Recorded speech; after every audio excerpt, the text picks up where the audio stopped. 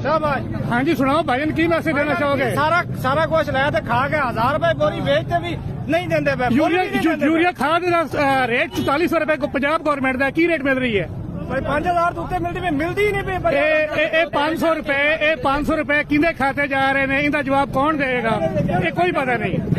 आवाम road से जलील हो रही है, बहावल नगर चिश्तियां रोड से, लेकिन ADCR अपनी गड्डी च बह के नस गया। तुम दिखाया वीडियो, ये हालात ने पंजाब के। ये देखे आप, आवाम तंग आ चुकी है इन जलीलों से। जो गंदम 5000 जिसका रेट होना चाहिए था 4500, वो गंदम जो है वो गंदम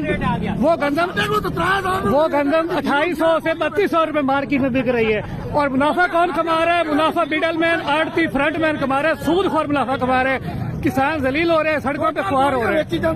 ये देखें, आज जो है हरुणाबाद से भी बोरियां पकड़ी गई है।